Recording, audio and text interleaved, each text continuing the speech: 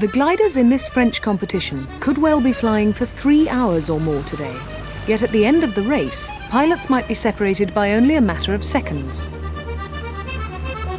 Of great significance is the gliding performance that each glider has been designed for.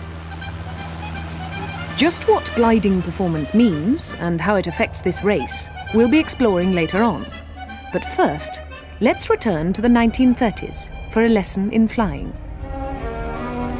At Dunstable, the London Gliding Club with 300 members and 25 machines have their headquarters. Let us visit the club to see how gliding is learned. The beginner learns the first stages of gliding on this elementary machine which is called a ground hopper. He straps himself into his seat and is shown how to work the controls. They're exactly the same as in an aeroplane.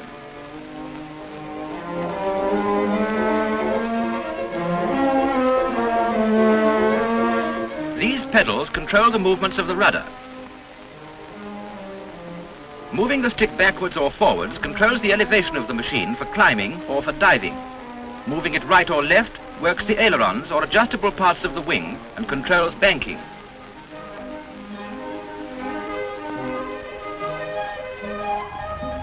The London Gliding Club remains very active to this day at its original site next to the hills of Dunstable Downs. One of the early flyers at Dunstable was Anne Welch, who went on to become the manager of the British gliding team. Having no engine, gliders needed a hill simply to get into the air. Sometimes simply by pushing and sometimes using a rubber rope called a bungee. 6 men stretching the elastic rope send the machine high into the air when it's released, giving the pilot a chance to try the different controls.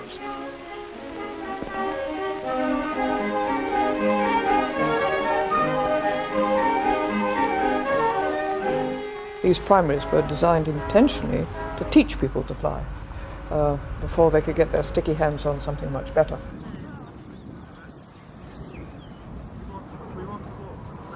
Are you ready? Walk and run. They didn't have much performance. That was intentional, so there was no question of the misguided student vanishing over the horizon. You had to stop quite soon, and because if you didn't, the glider did stop for you. He's launched for the first time from a hilltop. It's a nervous moment, but if he's successful in defying the law of gravity for a triumphal half-minute, he is granted his A license.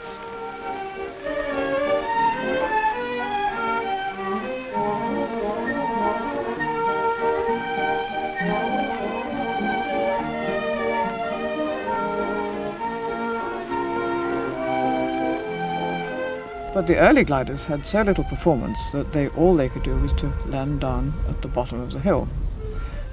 If they got that far, some of them, even the very early ones, actually made it to the ground before they got to the bottom of the hill.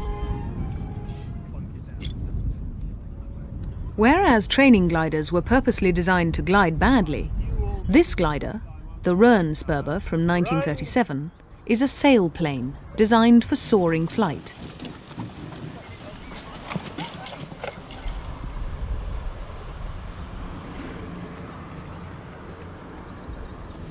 Given enough height, it could stay aloft to fly cross-country.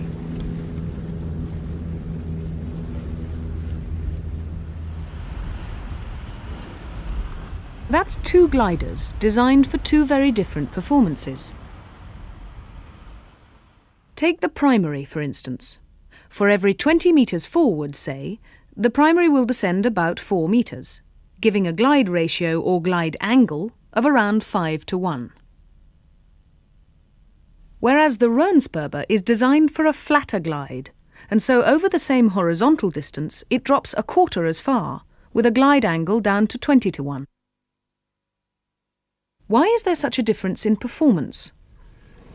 The Dagling primary, with an open cockpit, has very poor streamlining, and the air resistance rapidly increases with the drag, whereas the Röhn-Sperber loses less energy through drag, so its better aerodynamics allow it to soar. Travel through the air at about 30 knots, and the Röhn-Sperber will descend at about 1.5 knots. But this descent can be countered if there's a component of airflow which is rising. A strong enough upwards airflow can not only stop a glider's fall, it can even allow a glider to climb.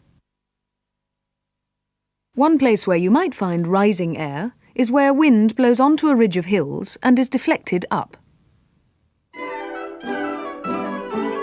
One or two pilots found that they could stay up in this hill lift, this ridge lift, without losing height, and thus extend the length of their flight. And then one or two of the bolder ones would do a turn at the end of the ridge and fly back along the ridge. And then they would find that they were getting excellent soaring, provided the wind was blowing onto the hill. This helped the design of gliders to change, since to make the most of hill lift, they built very big span gliders which would fly very slowly, and so they could go turning in and out of all the little gullies and ridges and stay airborne.